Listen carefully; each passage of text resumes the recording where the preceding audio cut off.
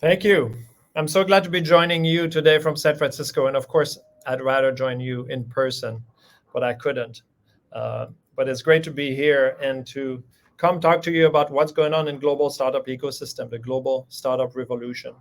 I'm a serial entrepreneur from Canada who's been in the Valley for 25 years and built 5 companies with 2 exits and 2 miserable failures.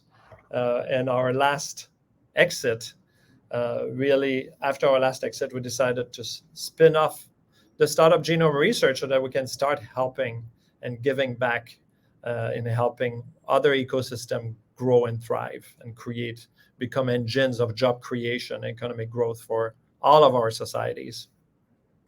So Startup Genome is the world leading innovation policy advisory firm in the world. We've worked with more than 100 governments and public and private partnerships in the last 3 years. And our mission is to grow innovation ecosystems through proven policies all over the world. So everybody captures their fair share of the new economy. It's based on evidence-based, data-driven research with founders who quantify how they live their startup ecosystem so we can understand it through benchmark, having looked at now 280 ecosystem across more than 100 countries, and then bringing policy experience, learning from the innovation agencies, the ministry we work with, and bring best practices from all over the world so that they do better. As you can see, we work with organizations all over the world to do that. And we bring them a knowledge network where they learn from each other, they learn from us, we learn from them. Assessment, so that we have more precise understanding and quantification of what are their biggest issues, so then we can strategize and execute a policy that works. And that's really important to us and to you and to all of us because startup ecosystems are so important today. The global startup revolution, so the early stage startups and the late stage startups and the recent exits, it's worth more than $3.8 trillion right now. It's greater than 5% of the global economy, the tech industry and sector. And it's growing. It was growing 10% a year, but in the last year, it grew 20%. And that's 3 to 4 times the growth rate of our economies. So we know that within 10 years, it will become the largest single sector of the world's economy. And that's what makes it important. And it makes it important in job creation. As you can see from this chart, on the red line is our young startups, our young businesses creating so much jobs across all of the years, across the recession of 2009. While the global corporations, the big corporations are 26 years and over, as they implement new technologies, unlike startups that create jobs with it, they optimize, they maximize, they increase labor productivity, which means they shed jobs. You can see the green sections where they create some jobs in economic growth is much smaller than how many jobs they shed during a recession. So the startups contribute more than 100% of new jobs. The problem with the startup ecosystem is its concentration, and that's why we created Startup Genome to help fight this extreme concentration where you see startup San Francisco so high, New York, London, Beijing, and 100 cities in this flat part.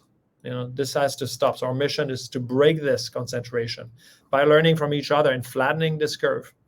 And we're well on the way. In 2011-12, 87% of the value created by startup ecosystems were created by the top 10 cities. Amazing. And now it's only 63%, still too concentrated in my taste, but we are really working together to change that, and it's working. So how do we develop startup ecosystems, right? So policy plays a big role in kickstarting and accelerating the growth of startup ecosystem. You can see it from startups ecosystems at the top. We work with New York EDC, and EDC has created a lot of great policies and went from number 5 to number 2, which was really unexpected that it would pass Boston and others. And London, we're working with Tech City UK and with London and partners, and gone up from 7th to number 3. But Tel Aviv and Singapore is even more impressive. 2 small cities, small countries, that are unlikely to be top 10, top 20 in the world, but they are, because they've started acting in 1995, innovating, creating the first innovation policies, and continuing to adjust and improve over the years and act. And when we look lower in the ranking, we can see those cities that have, through applying global best practices, working with us, drove those ecosystems to the most dramatic rise in exits. You can see Amsterdam, Toronto, Waterloo, Stockholm, going from 20th, 30th, 50th to the top 20 in a few years. Amazing work. And the role of government is to support private actors in building startup ecosystem success factors as the pillars. That's how we call it at Startup Genome. Learning from global best practices. And that's why we created this knowledge network. And it's not about just more policy actions, because when we started this, I could see that most policies fail, and it's still true today. So we want to work towards more effective policies, and more effective policies work through the private community. It causes a chain reaction. It helps the private sectors take on more, learn, accelerate their learning, have more resources to build this engine of growth and job creation that we all need for our societies. And it's about implementing policies at the right time based on the ecosystem lifecycle model that grows in phases. And these phases allows us to know where are we and what is our focus, so that activation phase, I grow the community, more entrepreneurship and more connected with resources around it, etc. So that's how we help. And we're working with you to help you, but we work with entrepreneurs, we work with talent, we work with startup support organization, investors, policymakers, and corporations to do this. This is a work that we all contribute to. Now let's go to the insights from the global report. And no surprise, North America is still dominating, but we see the rise of Asia, where Seoul, Tokyo, Shanghai, and many cities under have been really going up in the ranking extremely rapidly, again, through policy. We work with Seoul, we work with Tokyo. And Europe, however, leads the way for emerging ecosystems. And that is important to understand. That means the European Union, with its policies to build startup ecosystems everywhere, is having a big impact. Most mid-stage startup ecosystems are in Europe for that purpose, less concentration, and that's good. And that's a good model for Latin America, that you help each other, and there's good startup ecosystem create jobs in every country. And I want to celebrate Latin America and how you've been developing so quick. You see here, late stage funding has increased 5x in the last 5 years. That's amazing. Right? And the early stage funding has more than doubled in the last few years. And this is really great to see. And the majority is in AI and big data, which is also a good sign. This is the new Play-Doh of all of the startup and entrepreneurial innovation. Top performers: Sao Paulo, Mexico City, Bogota, Buenos Aires, and Santiago Valparaiso. I suspect maybe Santiago is a little higher in the ranking. It's hard to get the data there, but top regional challengers: Rio de Janeiro, Montevideo, Curitiba, Belo Horizonte, and Monterrey. And you can see the late stage funding growth also. Right? I talked about early stage funding, but look at the growth. That means there's more and more success in in your region, which is so good to see. And it's happening all over the world now. More than 90 ecosystems have produced at least one unicorn. And in 2021, I think it doubled. And I celebrate again Latin America, where now you have 16 unicorns. Brazil has 6, Mexico has 3, Colombia has 2, Argentina 1, Chile 1. There's a few missing here, I'm sure, because it doesn't add up. But 149 companies have achieved unicorn status in 2020. And when I look at the emerging ecosystem, what makes me really happy that, as we saw the total value of global startup ecosystem, only 63% now is in the top ones. And you can see how the emerging 100 ecosystems have startup ecosystem worth $540 billion, $500 billion. And that makes me really happy. That tells me we're working in the right direction together. When you go to the report, you can see also what sector, what subsector that we call are important. Of course, it's horizontal and verticals. So we call them subsectors. And you can see that AI and big data, of course, is the most important, the fastest growing sector. Advanced manufacturing and robotics, really good to see, is very high up there. And that's because we're moving to a deep tech ecosystem. Right? Blockchain is high, clean tech is high. These are all tangible IP driven, cybersecurity also. And you can see that others that are less tangible IP driven have been eroding a little bit. And when I look at just deep tech, you can see how deep tech is growing a lot faster. I just look at funding as a metric, but deep tech is growing a lot faster than tech and accounts for almost all of the growth. You can see that Series Z for tech, if I remove deep tech from it, is about flat. Series A also, and you can see the growth of deep tech. These are logarithmic scales, of course. So this is where we produce the report to tell you what's going on in different cities. So you can look at Cape Town, for instance. Right? You can look at different cities. What are they good at?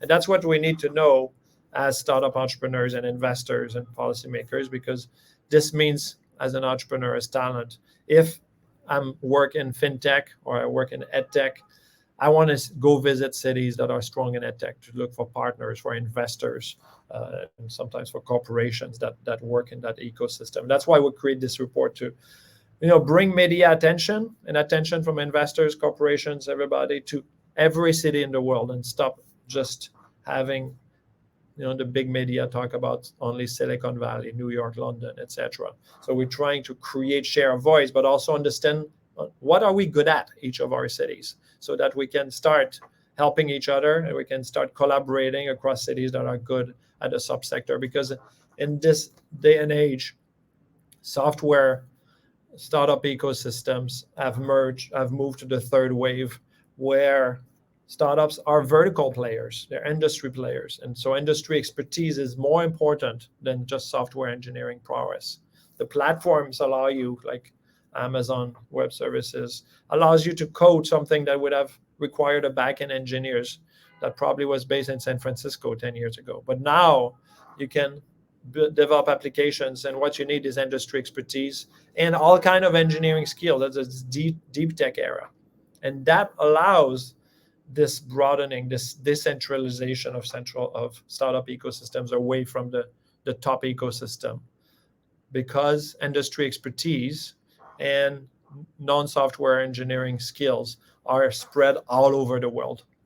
And that's why we see this rise in Latin America, and I'm so happy to do this.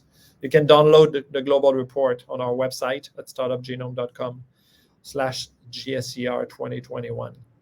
And I invite you to do so, because as we learn from each other, we start understanding each other and we start partnering, and allows you to create relationships all over the world. That's going to help you to start knowing how to sell and to know people who can help you penetrate other countries and help you grow and thrive. But I want to leave you also on the fact that startup ecosystems is about community. It's all about community. This is what we measure, because this is what explains performance. Is how are we connected to each other, and what is the quality of these relationships? Do we care about each other? Do we take action on this fact that we like each other and we care for each other by helping each other? And here you can see that there's one metric of local connectedness, and we created this metrics and asked founders all over the world, how many hours did another founder help you? How many hours did an expert that you're not paying, an investor that's not helping, really giving you an hour in the last 2 weeks? How many hours did they help you? And also, how many people do you know in your city on a first name basis, other entrepreneurs? And we did that on the global connectedness, also the global community. But at the local community level, when we measured and created an index for all of the startups that gave us revenues, number of customers, and their growth. It's about 2,000 startups here on each line. It's a regression analysis. It's not conceptual. And you can see that the startups that have the highest level of global connectedness, where more people help them, and that means they also help others and have more relationships, see their revenues grow 2 times faster. So I want you to remember that. Networking, giving first, helping others, and asking for help across not just founders, but also with investors, experts, really works. And as founders, of course, we help each other. We give each other customer introduction, investor introduction, help each other and find employees. But when a city also is connected with experts and funders, industry experts, and exited funders, mentors, this is when we see the startups that grow the fastest. So spend time helping each other, knowing each other. This is really important. It works. What we do together is more important than what we do alone. And I'll leave you on a thought of, asking you, what do you think the chance of success of Zuckerberg would be if he started Facebook in Africa instead of Silicon Valley? Right? It's not Zuckerberg that created Facebook, it's Silicon Valley. It's the fact that this community is big, helps each other, and has a lot of resources. Thank you so much.